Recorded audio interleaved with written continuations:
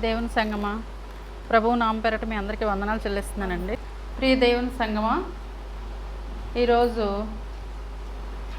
దేవుని వాక్య భాగ్య నిమిత్తం అసలు మీతో పంచుకోవాలని అనుకుంటున్నాను. అల్ప విశ్వాసం.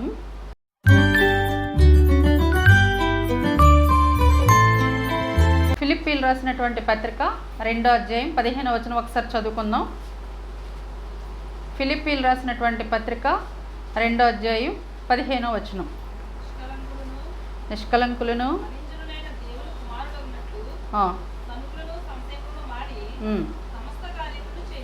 సమస్త కార్యములు చేయుడి, అట్టి జనముల మధ్యను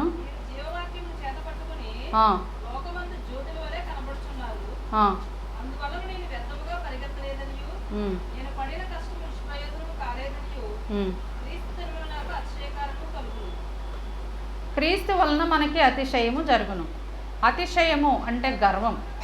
అంటే మనం ఆయన యొక్క నామం పేరట, ఆయన ఇచ్చినటువంటి ఆజ్ఞల పేరట మనం పాటిస్తూ ఉంటే మనం చాలా ధైర్యంగా ఉండగలం. ఇక్కడ గర్వపడటం అంటే అతిశయం, అహంకారం కలిగి ఉండటం కాదు.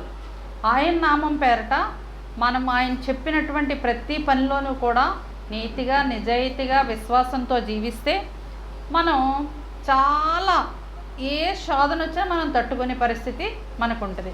అయితే మన నిజ జీవితంలో మనం ఏం చేస్తూ ఉంటామంటే, దేవుని యొక్క సంఘంలో మనం ఒక పాత్రధారులుగా ఉన్నప్పటికీ, మనం రోజు దేవుని ప్రతి ఆదివారం చర్చికి వచ్చినప్పటికీ మనలో ఒక వెనుకబాటుతనం అనేది ఉంటుంది.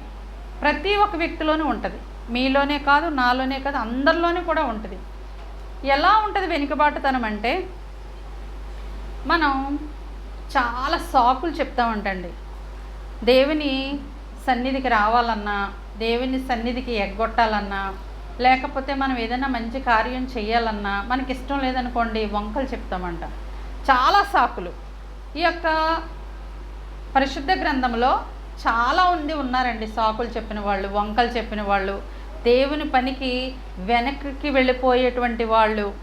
అంతేకాదు, దేవుడు ఇచ్చినటువంటి ఆజ్ఞల్ని నెరవేర్చలేక వేరే వంక చెప్పిన వాళ్ళు. అంటే మనం సాకులు చెప్పేవాళ్ళంగా ఉన్నమాట. బైబిల్లో చాలామంది సాకులు చెప్పిన వాళ్ళు ఉన్నారు. అయితే ఇక్కడ కొన్ని మాత్రమే. వాతావరణం చాలా వేడిగా ఉంది. అయితే ఒక అరగంట లోపే ముగించమని చెప్పారు. కాబట్టి నేను సింపుల్గా తక్కువ సమయంలో మీకు కొన్ని విషయాలు చెప్తాను. ఇక్కడ మొట్టమొదటిగా మనం తీసుకున్నట్టయితే ఒక ఆది కాండంలోనే ఒక వ్యక్తి ఉన్నారు. ఆ వ్యక్తి ఎవరంటే మన ఫోర్ ఫాదర్ అండి. గ్రాండ్ ఫాదర్కి గ్రాండ్ ఫాదర్ అంటే, ఫోర్ ఫాదర్స్ అంటే మన పూర్వపు తాతలు అన్నమాట. అంటే పూర్వపు వంశంలో ఉన్నటువంటి వాళ్ళని ఫోర్ ఫాదర్స్ అంటారు. అయితే ఇక్కడ ఆదాం గారి సంగతి మనకంతా తెలుసు. ఎలా తెలుసు? ఆయన్ని చక్కగా ఆయన సృష్టించాడని తెలుసు. మొట్టమొదటిగా ఆయనకి జీవాయువుని పోసాడు. ఆయన ప్రాణంతో నిలబెట్టినటువంటి దేవుడు అన్నీ కూడా ఆయనకి అన్నీ మంచి చేశాడు. అయితే ఎంత విస్తారమైన జలములు ఇచ్చాడండి, ఎంత నిధులు ఇచ్చాడు అంటే, డబ్బు రూపంలో కాకపోవచ్చు, ఆ రోజుల్లో డబ్బులు అవసరం లేనటువంటి అట్మాస్ఫియర్ ఆయనకి క్రియేట్ చేశాడు. అంటే ఎలా అంటే, హ్యాపీగా, ఆనందంగా, తోటలో పచ్చని మొక్కల మధ్యలో పచ్చని పళ్ళు, పచ్చని నదులు, ఇవన్నీ కూడా ఆనందంగా, సంతోషంగా, కష్టపడక్కర్లేకుండా, చెమట కార్చక్కర్లేకుండా, ఆకుని ఏమి ఒళ్ళు నలగక్కర్లేకుండా సంతోషంగా జీవించేటువంటి పరిస్థితి అక్కడ క్రియేట్ చేశాడు. అయితే అది నిలబెట్టుకోవడం అనేది జరగలేదు. ఇక్కడ ఆదాము హవ్వ మీద ఒక సాకు చెప్పాడంట. ఏమని సాకు చెప్పాడు తెలుసా అండి? నీవు ఈ పండు ఎందుకు తిన్నావు అని అడిగాడంట. ఫస్ట్ క్వశ్చన్ అయినా వెంటనే తప్పు అయిపోయింది తండ్రి అని చెప్పలేదు. నేను పాపంలోకి వెళ్ళిపోయానని చెప్పలేదు. నేను ఎందుకు అలా చేశానో నాకే తెలియదని చెప్పలేదు. వెంటనే ఒక సాకు చెప్పాడంటండి. ఆ సాకు అంటే వంక. అంటే నేరం గింటేసాడు అనమాట. ఎలా గింటేసాడంటే, ఆది కాండం 3వ అధ్యాయం 12వ వచనం ఒకసారి చూడండి. అందుకు ఆదాము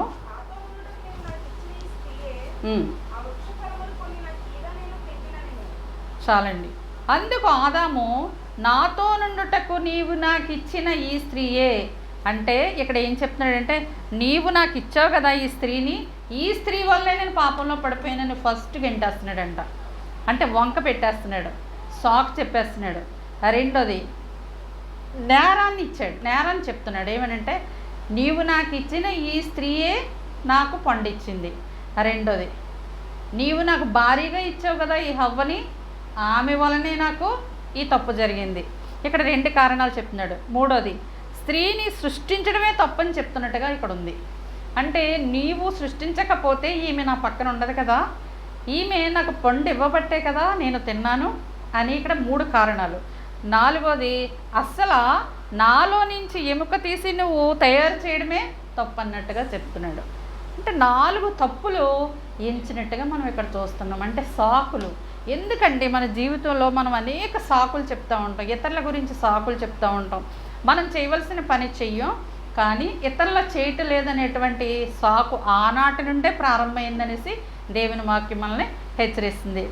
అంతేకాని దేవా నేను తప్పు చేశాను, కీళ్ళలో పడిపోయాను, పొరపాటే చేశాను, నన్ను క్షమించు, బుద్ధి గడ్డి తిన్నాను, చాలా పొరపాటు చేశాను, నువ్వు చెప్పిన మాటను పక్కకు పెట్టేశాను అని ఎక్కడ కూడా ఆయనలో పశ్చాత్తాపం మనం కనిపించట్లేదండి. ఎక్కడ పశ్చాత్తాపం చూడట్లేదు.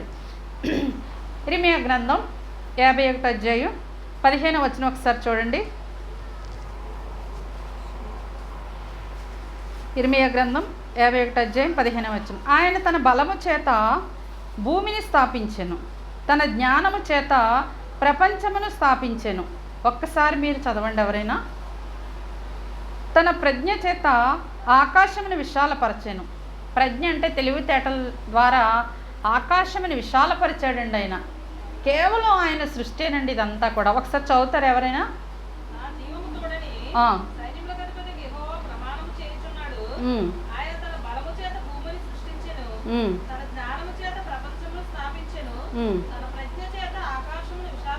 చాలండి. ప్రజ్ఞ అంటే ఇక్కడ తెలివితేటలను తీసుకోవాలండి. ఇవన్నీ కూడా ఆయన యొక్క ఘనత, ఆయన యొక్క మహిమే. ఇవన్నీ కూడా ఆకాశాన్ని విశాలపరిచాడట, భూమిని విశాలపరిచాడైనా, బలము చేత భూమిని స్థాపించాడైన. మాట ద్వారా ఆయన అన్ని కార్యక్రమాలు కూడా మన కోసం చేశారు. అయితే దేవుడు ఆదామును ఒకటే ప్రశ్న వేశాడు, ఆదామా ఎక్కడున్నావు అని అడిగాడు. ఒకటే క్వశ్చన్ అండి. ఆదికాండం 3వ అధ్యాయం 9వ వచనంలో ఆదామా ఎక్కడున్నావు, ఆ క్వశ్చన్కి ఇవన్నీ చెప్పాడు అతను, ఇన్ని సాకులు చెప్పాడు. అయితే మనం ఎక్కడున్నాం అనేది మనం ఆలోచించుకోవాలి. మన కాళ్ళు ఎటువైపు వెళ్తున్నాయో ఆలోచించుకోవాలి. ఈ లోకంలో మనం ఎక్కడ కూర్చున్నాం అనేది ఆలోచించాలి. మనం ఏ ఇంటికి వెళ్ళి ఎంతవరకు మాట్లాడతామనేది ఆలోచించుకోవాలి. దేవుడు ఉండమన్న చోట తాను ఉంటే ఇన్ని సమస్యలు రావు కదండి. దేవుడు చెయ్యమన్నా పని చెయ్యకపోవడం వల్ల ఇన్ని సమస్యలు వచ్చాయి. తనని ఉంచిన స్థితి వేరు, ఆదాము ఎన్నుకున్న స్థితి వేరు. దేవుడు ఉంచిన స్థితి ఏంటి? చాలా హ్యాపీయెస్ట్ స్థితి ఇచ్చాడు, సంపన్న స్థితి ఇచ్చాడు, విశాలమైన స్థితి ఇచ్చాడు, మనశ్శాంతి కలిగినటువంటి స్థితి ఇచ్చాడు. అయితే ఆ స్థితిని వదిలేసుకుని దుస్థితికి వెళ్ళిపోయాడు. వెళ్ళిపోవడమే కాదు, మళ్ళా తను సమర్థించుకుంటున్నాడు. కొన్ని సందర్భాల్లో మనం కూడా అలా సమర్థించుకుంటున్నాం దేవుని దగ్గర. కానీ దేవుడండి ఊరుకోడండి. ఆయన ప్రతి విషయాన్ని గమనిస్తూ ఉంటాడు. కనుక మన స్థితి ఎలా ఉందనేది మనం ఆలోచించుకోవాలి. అవిధేయత చూపాడు. అవిధేయత చూపని దేవా నన్ను క్షమించు, నా భార్య ద్వారా నేను తప్పు చేశాను, నీ మాటను నేను మితిమీరిపోయాను, నీ మాటను నేను జవదాటేశానని ఎక్కడా కూడా అతనిలో పశ్చాత్తాపం మనం చూడలేదు. ఇర్మీయా గ్రంథం 51వ అధ్యాయం 17వ వచనం మరొకసారి చూడండి. 51వ అధ్యాయం 17వ వచనం. తెలివి లేక ప్రతి మనుష్యుడు పశుప్రాయుడు. చాలండి. తెలివి లేక ప్రతి మనుష్యుడు కూడా దేవుని విషయంలో పశుప్రాయుడుగా ఉన్నాడంట, ఆలోచన లేని స్థితిలో ఉన్నాడు. అంటే ఇది తప్పు అనేటువంటి గ్రహించలేని పరిస్థితిలో ఈ యొక్క మనుష్యుని యొక్క జీవితం ఉంది. అయితే ఇక్కడ మరొక విషయం తీసుకున్నప్పుడు లోతు గురించి మనం తీసుకున్నప్పుడు మనందరికీ తెలిసిన విషయమే. అబ్రహాం గారి బంధువు, నువ్వు ఎక్కడికి వెళ్తావని ఆయనకి చాయిస్ ఇచ్చినప్పుడు కూడా నేను ఇటు వెళ్తానని చెప్పి అటు సొదొమ వైపు వెళ్ళి నానా కష్టాలు పడి చివరికి తన యొక్క జీవితాన్ని నాశనం తెచ్చుకునేటువంటి పరిస్థితికి వెళ్ళిపోయాడు. అక్కడ పాపం విస్తరించిపోయింది. అక్కడ భయంకరమైనటువంటి దుష్ట కార్యాలన్నీ జరుగుతున్నాయి. అగ్నిగంధకాలని కురిపించాలని దేవుడు ఆశపడుతున్నాడు. ఎందుకంటే పాపంతో అక్కడ ఉన్నటువంటి ప్రదేశం అంతా కూడా ఆక్రమించేబడింది. ఎక్కడా కూడా మంచి కార్యాలు జరగట్లేదు. ఈ ఈ నోహు గారి టైంలో ఏం జరిగిందో అంతకు మించి అక్కడ పాప కార్యాలు జరుగుతున్నాయి. అయితే ఇక్కడ ఈయన్ని కూడా ఆయన వదలలేదు.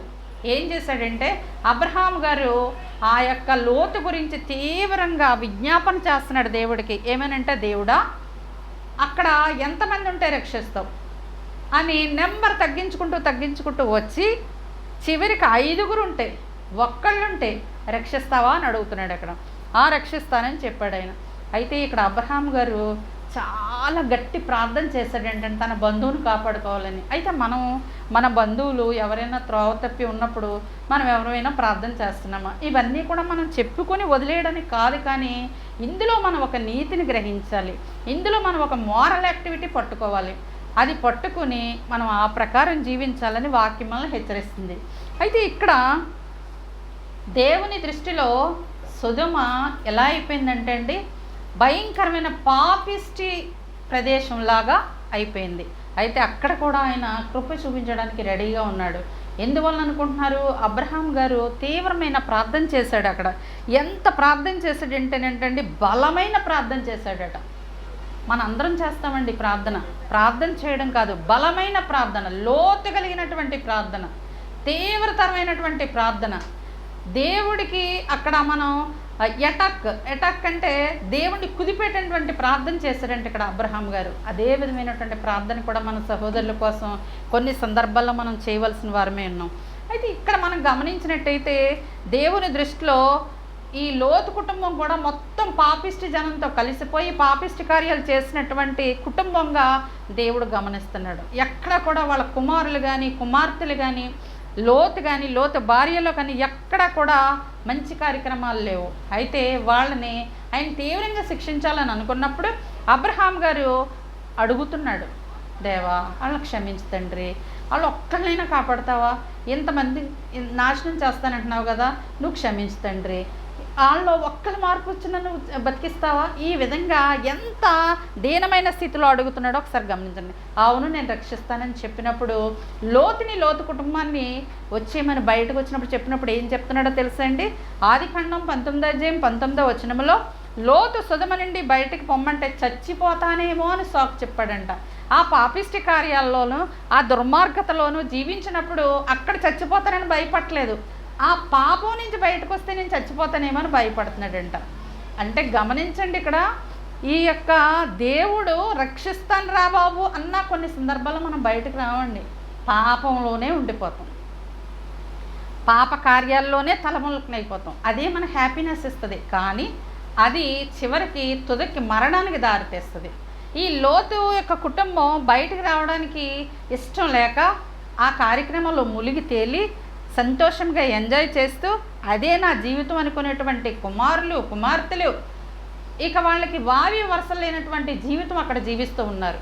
అలాంటి సందర్భంలో బయటికి తీసుకొస్తూ ఉండగా మొత్తం మీద రావడానికి ఒప్పుకున్నాడు. ఒప్పుకుంటూ తను వచ్చి వెనక్కి చూడకుండా రావాల్సినటువంటి ఆ కుటుంబం వెనక్కి తిరిగి తన భార్య ఇంకా ఆ లోకాశకి గురై తన వెనక్కి తిరిగి చూడగానే ఉప్పు స్తంభంగా మారినట్టుగా మనం వింటున్నాం. అయితే ఇక్కడ గమనించవలసింది ఏంటంటే, లోతు ఒక సాకు చెప్పాడు, దొంగ సాకు చెప్పాడు. అంటే నేను అది వదిలేసి వచ్చేస్తే నాకు ప్రమాదమేమో, అక్కడుంటే నాకు ప్రమాదం అని గ్రహించేటువంటి స్థితిలో లేడు. ఈ విధమైనటువంటి పరిస్థితుల్లో మనం ఈ రకమైనటువంటి బంధకాల్లో మనం చాలా బాధలు పడుతూ ఉంటాం, చాలా కష్టాలు పడుతూ ఉంటాం. అయితే మళ్ళీ దేవుడు పైకి తీసుకురావాలని చూస్తూ ఉంటాడు, కానీ మనకి ఆ అట్మాస్ఫియర్కి అలవాటు పడిపోయి అక్కడే ఉండాలనిపిస్తుంది. కానీ ఒక్కసారి నిన్ను దేవుడు పట్టుకుంటే మళ్ళీ నేను ఎట్టి పరిస్థితుల్లోనూ వదిలిపెట్టడు. అది మనం గ్రహించాలి. పాపం వైపు వెనుదిరిగి వాడు దేవుని వెంబడించలేడట. రెండు మనసులు ఉండకూడదు, ద్విమనస్కులు ఉండకూడదు, ఒకటే మనసు ఉండాలి, ఒకటే ఆలోచన ఉండాలి. ఒక్కొక్కసారి మన మనసు మన మాట వినదు, అయినప్పటికీ మన మనసుని గట్టిగా లాగి పట్టుకోవాలి మన చేతులతో. మన చేతులు దేనికది చేయదండి, మన మనసు చెప్తేనే మనం వింటాం ఏదైనా సరే. ఇప్పుడు ఏదైనా మనం పని చేయాలనుకోండి, మనకి సపోజ్ ఇంట్లోని ఏదైనా వంట చేయాలని అనిపిస్తుంది, ఆ వంట చేయాలని మన మనసుకు పుడితేనే చేతులు సహకరిస్తాయి.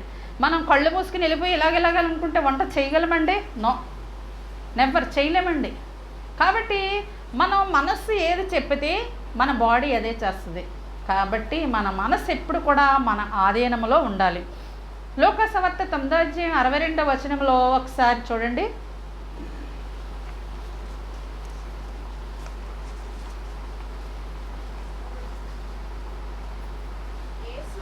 యేసు నాగటి మీద చేయి పెట్టి చాలండి. వెనుక తట్టు చూడకూడదట. దేవునిలో నువ్వు ఒక్కసారి వస్తే వెనక తట్టు ఎట్టి పరిస్థితులను చూడకూడదు. లోతు భార్య అవిశ్వాసంతో వెనక్కి తిరిగి ఉప్పు స్తంభంగా మారిపోయింది. అంటే దేవుని సాక్షిగా ప్రత్యేకత కలిగినటువంటి కుటుంబంగా ఆ కుటుంబం లేదు.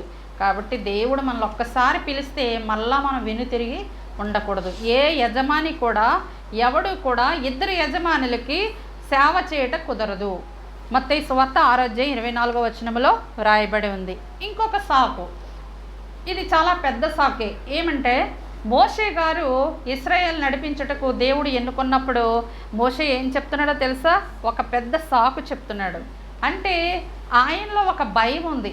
ఆయనకి పని చేయకూడదనేటువంటి ఉద్దేశం కాదు, కానీ తర్వాత చాలా బాగా నడిపించాడు వాళ్ళని. కానీ ఇక్కడ ఒక సాకు ఎందుకు చెప్తున్నాడంటే, దేవా నేను నత్తివాడను, దేవా నేనేం మాట్లాడాలో నాకు తెలియదు, దేవా నేను ఆ ప్రజలను ఎలా నడిపించాలో నాకు తెలియదు, దయచేసి నన్ను తప్పించు అంటున్నాడు. అయితే దేవుడండి బలహీనులైన వారిని బలవంతులుగా చేయగలిగినటువంటి శక్తివంతుడు.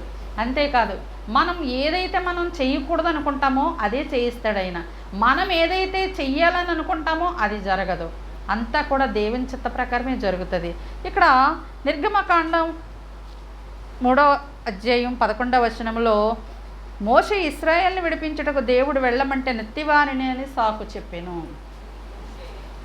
నెత్తివాడిని దేవా నేను మాట్లాడలేను అంతమందిలో, నువ్వు చెప్పిన విషయాన్ని నేను చెప్పలేను, అక్కడ నేను ఎక్స్ప్రెస్ చేయలేను అని తన యొక్క అవిశ్వాసతని, తన యొక్క అసమర్థతని అక్కడ దేవుడు చూపెడుతున్నాడు. ఏమంటే మనలో చాలా అసమర్థత ఉంటుంది, కొన్ని సందర్భాల్లో చాలా అవిశ్వాసం ఉంటుంది. అయితే దేవుని దగ్గర ఒక్కసారి మనం మొర్ర పెట్టుకుంటే కొన్ని సందర్భాల్లో చాలా ధైర్యాన్ని ఇస్తాడండి దేవుడు. కొన్ని విషయాలు మనం చేయలేము, ఇది మన వల్ల జరగదు అనుకుంటాం, కానీ ఆయన జరిపించి తీరుతాడు. ఇక్కడ దేవుని పిలుపు నుండి తప్పించుకోవడానికి చూస్తాడు. ఆయన పిలుపు ఎవరికో కానీ రాదు, అదృష్టవంతులు అన్నమాట. అంటే నిన్ను నేను ఎన్నుకున్నాను అని అంటే దేవుని పని చెయ్యాలంటే ఎంత అదృష్టం ఉండాలండి, దేవుని కార్యాన్ని చేయాలంటే ఎంత అదృష్టం ఉండాలి, దేవుడిచ్చినటువంటి పనిని మనం ముందుకు నడిపించాలంటే ఎంత అదృష్టం మనకు ఉండాలి. ఆ యొక్క అదృష్టం మనం పొందాలంటే దేవుని మాట మనం ఖచ్చితంగా వినాలి. తనకన్నా బలహీనతలన్నీ చూపడు. ఏమండి దేవుడే సృష్టించినప్పుడు ఆయనలో ఉన్న బలహీనతలు దేవునికి తెలియదా? కానీ ఎత్తి చూపెడుతున్నాడు. తన అయోగ్యతను దేవుని సన్నిధిలో జ్ఞాపకం చేస్తున్నాడు. దేవుడా నువ్వు నన్ను చాలా పెద్ద కార్యక్రమం చేయాలని చూస్తున్నావు, కానీ నేను చేయలేనేమో, నేను అసమర్థుడినేమో, నేను నడిపించలేనేమో, నాలో నత్తి మాటల వల్ల అవతల హేళన చేస్తారేమో. అంతే కదా, ఈ లోకంలో మనం ఏదైనా మంచి పని చేస్తున్నామంటే ముందు హేళన చేస్తారండి. తర్వాత మనమంటే ఏంటో తెలుసుకుని వాళ్ళ ఒక విశ్వాసత కలుగుతుంది. ఓహో ఏళ్ళ మంచిది పర్వాలేదు అని ఒక నమ్మకాన్ని మనం సృష్టించాలంటే మనం దేవుని దగ్గర పూర్తిగా దేవుని సన్నిధిలో మనల్ని మనం జ్ఞాపకం చేసుకునేలాగా దేవునికి మొర్ర పెట్టుకోవాలి. ఉత్తమమైన పని చేయలేని చెప్తున్నాడు ఆయన. ఉత్తమమైన పని అది. అంటే తన ప్రజల్ని దాస్యం నుంచి విడిపించాలని దేవుడు కోరుతున్నప్పుడు ఉత్తమమైన పని కాదు అది. అయితే దేవుని కృప ఆలోచన వేరుగా ఉంటాయండి. మన ఆలోచనలు వేరుగా ఉంటాయి, ఆయన ఆలోచనలు వేరుగా ఉంటాయి. తాను తోడుగా ఉంటానని వాగ్దానం చేశాడు. వన్స్ ఎలక్ట్ చేసుకుంటే, ఆయన ఎన్నుకుంటే, దేవుడు ఆయన బిడ్డలుగా మనల్ని ఎన్నుకుంటే ఖచ్చితంగా మనతో గొప్ప కార్యాలను చేయిస్తాడు. అద్భుత కార్యాలు శక్తిని మోషేకి ఇచ్చాడు. అనేక సందర్భాల్లో అద్భుత కార్యాలు ఆయన చేయగలిగాడు. ధైర్యముగా కొన్ని లక్షల మంది వెనకాల ఉన్నప్పుడు ఆయన ధైర్యంగా చేయగలిగాడు. బలహీనమైన వారితో బలమైన కార్యాలు చేయించేటువంటి మన దేవుడు గొప్పవాడు. 1 కొరింథీయులకు రాసిన పత్రిక 1:28 ఒకసారి చూద్దామండి.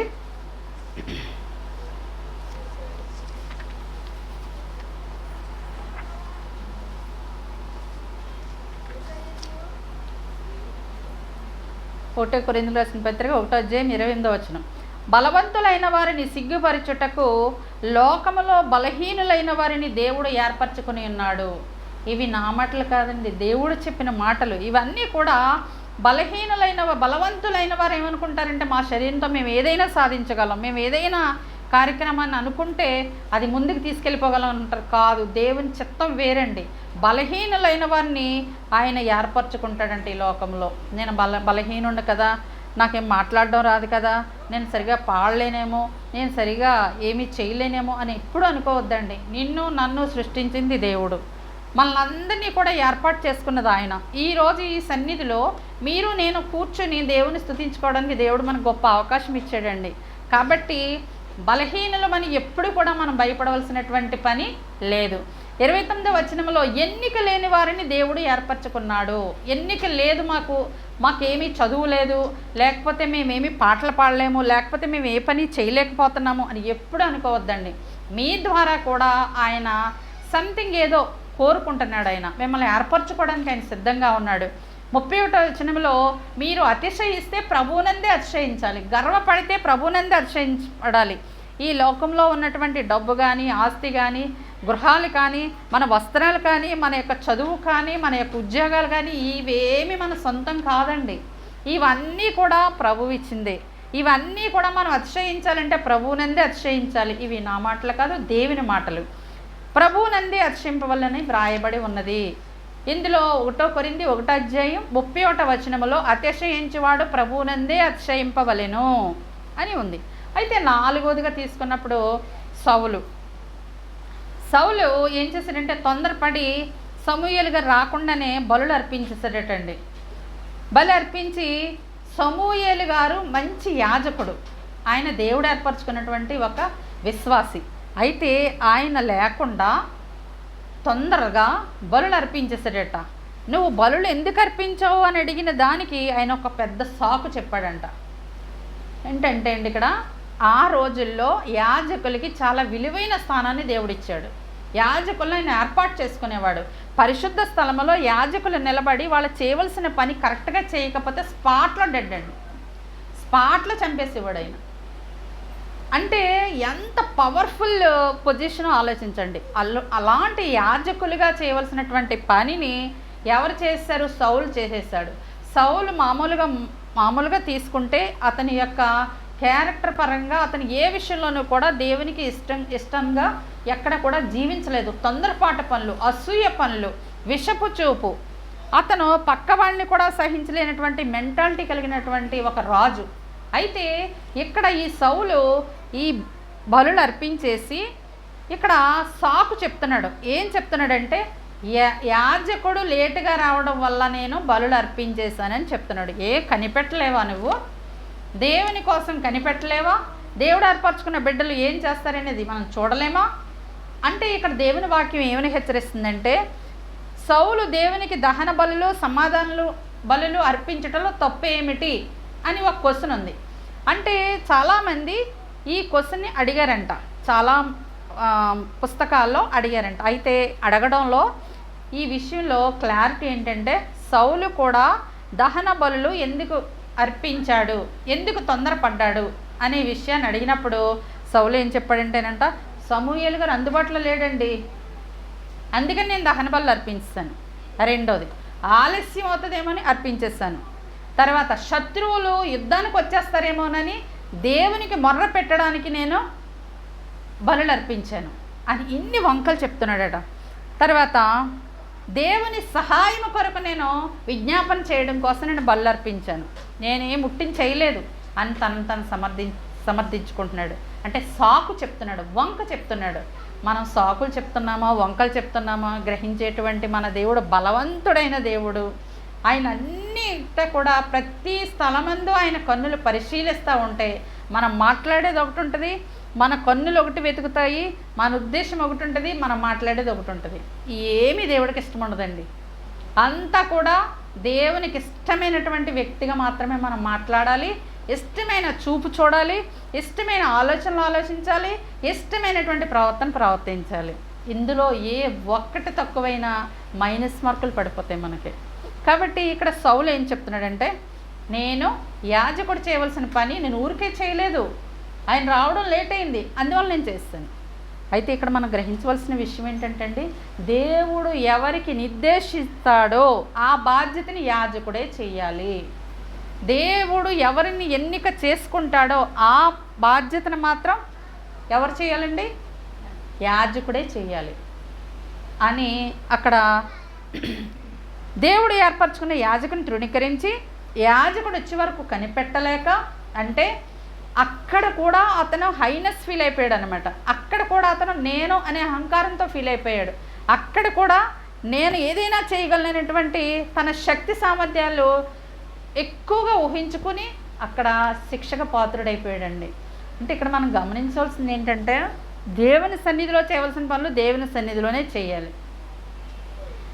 దేవుని దగ్గరికి వచ్చినప్పుడు ఏం చెయ్యాలో అదే చేయాలి. అనవసరమైన మాటలు, మనం దేవునికి ఇష్టం లేనటువంటి పరిస్థితులు, మనం ఎట్టి పరిస్థితులను కూడా ప్రవర్తించకూడదని ఇక్కడ వాక్యం హెచ్చరిస్తుంది. అంటే యాజకుడికి ఇవ్వాల్సినటువంటి గౌరవం యాజకునికే ఇవ్వాలి.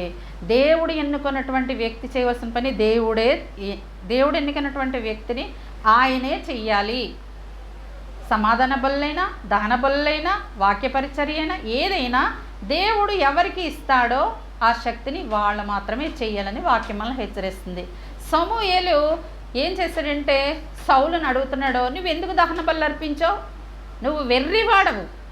వాక్యంలో ఆయన గట్టిగా కోపం వచ్చి అడుగుతున్నాడు, నువ్వు వెర్రివాళ్ళ చేసావు, నీ యొక్క రాజ్యాన్ని వేరే ఒకళ్ళు తీసుకుని వెళ్ళిపోతారు, జాగ్రత్త అని శపించాడు. అక్కడ చూస్తారండి, తొందరపాటు నిర్ణయాల వల్ల మనం ఇలాగే ఒక్కొక్కసారి కీడులో పడిపోతూ ఉంటాం, శోధనలో పడిపోతూ ఉంటాం. కాబట్టి కొంత మేరకు మన మాట, మన మనస్సు అంతా కూడా దేవుని దగ్గర కరెక్ట్గా ఉండాలంటే ఏం చేయాలంటే ప్రార్థనా జీవితం కలిగి ఉండాలండి.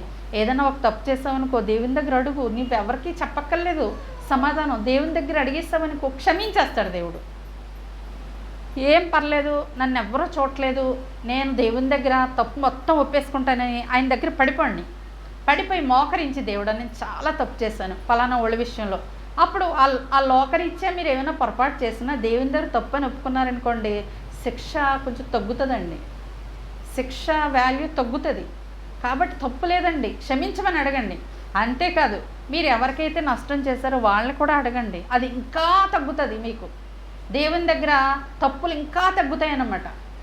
కాబట్టి మనం విలువ కలిగిన జీవితం జీవించాలని వాక్యం హెచ్చరిస్తుంది. ఎన్నిసార్లు సాకులు చెప్తారు, ఎన్ని అబద్ధాలు చెప్తారు, ఎన్ని వంకలు చెప్తారు. వాక్యంలో పెద్ద వాళ్ళంతా కూడా ఇలా సాకులు చెప్పి నష్టపోయిన వాళ్ళే. లోతు భార్య ఉప్పు స్తంభంగా మారిపోయింది, అతని కుటుంబం అంతా కూడా నాశనం అయిపోయింది. ఇక్కడ గమనించినట్టయితే సౌలు గారు రాజ్యం పోయింది, తొందరపడి చేసినటువంటి యాజకుడికి ఇవ్వాల్సినటువంటి మరి ఇది యాజకునికే ఇవ్వాలని వాక్యం హెచ్చరిస్తుంది. మంచిదిగా ఉండాలి, సొంత నిర్ణయాలు తీసుకోకూడదు, వెర్రిపాలు అయిపోతాం. ద్వితీయోపదేశకాండం 12వ అధ్యాయం 8వ వచనంలో, మీలో ప్రతి మనుషుడు తన కంటికి యుక్తమైనదంతయో చేయకూడదు. మన కంటికి ఏది నచ్చితే అది చేయకూడదు, మన మనసుకి ఏది నచ్చితే అది చేయకూడదు, మన మనసు ఏది చెప్తే అది వినకూడదు. ఒక దేవుడు ఏర్పరచుకున్నటువంటి యాజకునికి మనం సమాధానం చెప్పాలి. ఆయన ఎన్నుకున్నటువంటి వ్యక్తికి మనం ఒబే అయి ఉండాలి అని వాక్యం వల్ల హెచ్చరిస్తుంది. 1 కొరింథీయులకు రాసిన పత్రిక 11వ అధ్యాయం 2వ వచనంలో, మీరు అన్ని విషయములలోనూ నన్ను జ్ఞాపకం చేసుకోండి. ప్రతి విషయంలో నన్ను జ్ఞాపకం చేసుకోండి, ఒక్క విషయంలో కాదు, అన్ని విషయాల్లో మీరు నన్ను జ్ఞాపకం చేసుకొని నేను మీకోసం చేసినటువంటి గొప్ప కార్యాన్ని మీరు జ్ఞాపకం చేసుకోండి అని దేవుడు చెప్తున్నారు. ఎఫెసీయులకు రాసిన పత్రిక 5వ అధ్యాయం 20-21వ వచనంలో, మన ప్రభు అయిన యేసుక్రీస్తు పేరిట సమస్తమును గూర్చి తండ్రి అయిన దేవునికి ఎల్లప్పుడూ కృతజ్ఞతాస్తుతులు చెల్లించుచు క్రీస్తునందలి భయముతో ఒకరికొకడు లోబడి ఉండడి. మనం కృతజ్ఞతాస్తుతులు చెల్లించాలి, ఆయన చేసిన మేలుకి వందనాలు చెల్లించాలి, స్తుతులు చెల్లించాలి. అంతేకాదు లోబడి ఉండమంటున్నాడు, లోబడమంటున్నాడండి. లోబడి ఉండకపోతే కష్టాలు పాలైపోతామని చెప్తున్నాడు. ఇంకా ఉంది, అయితే టైం ముందుకు వెళ్తుంది. ఇక చివరిగా చెప్పి నేను ముగిస్తాను. క్రొత్త నిబంధన గ్రంథంలో సోమరి అయిన దాసుడు ఉన్నాడంటండి. అక్కడ వాళ్ళ యజమాని ఏం చేశాడంటే ఒక తలాంతి ఇచ్చాడంట. ఆ తలాంతిని నువ్వు జాగ్రత్తగా నువ్వు ఏం చేస్తావో చేసి దానికి రెట్టింపు ఇవ్వు అని మిగిలిన వాళ్ళకి ఎక్కువ ఇచ్చి ఇతనికి తక్కువ ఇవ్వడం వల్ల అతను ఎలా ఫీల్ అయిపోయాడంటేనంట, చాలా హైనెస్ ఫీల్ అయిపోయాడంట. నేను ఇంత గొప్పవాడిని కదా, నాకు ఒక్క తలాంతి ఇవ్వడం ఏంటి యజమాని మిగిలిన వాడికి ఎన్ని తలాంతులు ఇచ్చాడు? ఏమండి, దేవుడు ఒక తలాంతి ఇచ్చాడంటే ఆ తలాంతిని మీరు ఆశీర్వదింపజేసుకోవాలి. తలాంతులు అంటే ఏంటనుకుంటున్నారు? ప్రార్థన చేయడం, వాక్యం చదవడం, పాటలు పాడటం, దేవుని సన్నిధికి వచ్చి శుభ్రం చేయడం, తర్వాత అందరం ఒకళ్ళనొకళ్ళు కలుసుకుని మాట్లాడుకోవడం, ఒకళ్ళ కష్టాలు ఒకళ్ళ బాధలు పంచుకోవడం, ఇవన్నీ తలాంతులేనండి. తలాంత్ అంటే అది ఏదో అనుకోకండి.